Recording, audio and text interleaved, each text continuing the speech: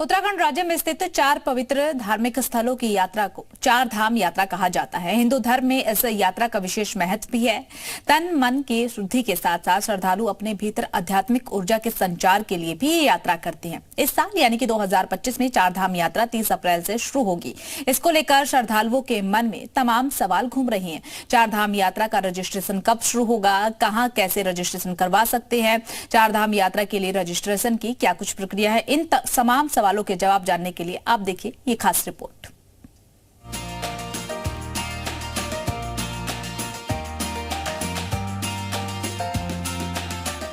उत्तराखंड में 4 धाम यात्रा 2025 के लिए अगले सप्ताह ऑनलाइन रजिस्ट्रेशन शुरू होने जा रहा है। इस संबंध में प्रशासन ने तैयारियां तेज कर दी हैं। 30 अप्रैल को गंगोत्री यमुनोत्री के कपाट खुलने के साथ ही इस साल की 4 धाम यात्रा की शुरुआत हो जाएगी। पिछले साल जिस तरीके से 4 धाम यात्रा की शुरुआत के समय में काफ़ी दिक्कतें रही, लोगों की भीड़ और ट्रैफिक व्यवस्था सबसे बड़ी चुनौती बनती रही, तो इसलिए इस बार पहले से ही 4 धाम यात्रा की तैयारियों में प्रशासन जुट चुका है। इस बार यात्रा के पहले महीने में किसी भी यात्री को वीआईपी सुविधाएं नहीं मिलेंगी, यानी किसी भी श्रद्धालु को वीआईपी एस्कॉर्ट या फिर विशेष व्यवस्थाएं उपलब्ध नहीं कराई जाएंगी।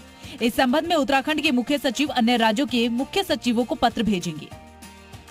क्या क्या समस्याएं पिछले वर्ष महसूस की गईं, उन समस्याओं को दूर करने के क्या सुझाव हो सकते हैं और बेहतर यात्रा को सुरक्षित सुगम बनाने के लिए क्या क्या कदम उठाए जा सकते हैं, इस पर सारे सुझाव उन्होंने लोकल लेवल पर लिए थे।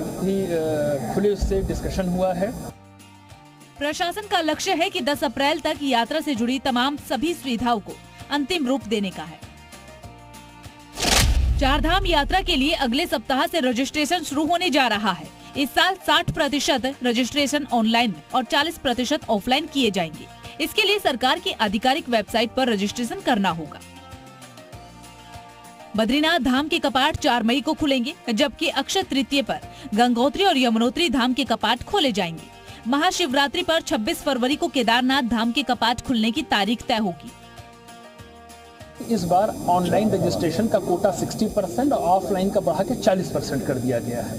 ये बहुत बड़ा निर्णय है और इसको अब हम आगे इसका अप्रूवल ले लेंगे और साथ ही साथ रजिस्ट्रेशन हम अगले हफ्ते से प्रारंभ करा देंगे।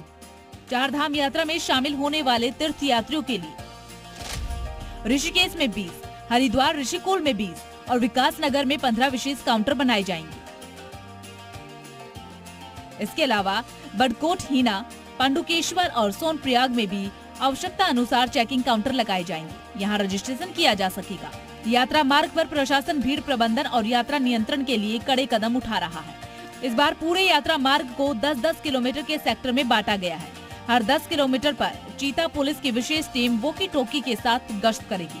यदि किसी स्थान पर कोई समस्या होती है तो ये टीम तुरंत सूचना देकर समाधान करेगी। सबसे महत्वपूर्ण बात कि यात्रा के पहले महीने में किसी भी यात्री को वीआईपी सुविधाएं नहीं दी जाएगी। ये फैसला यात्रा को पारदर्शी और सुगम बनाने के लिए लिया गया है।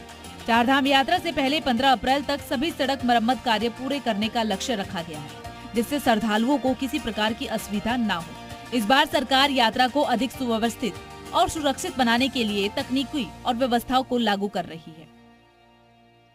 ऑनलाइन रजिस्ट्रेशन से लेकर ऑफलाइन रजिस्ट्रेशन पर भी पूरी गाइडलाइन बनाई जा रही है।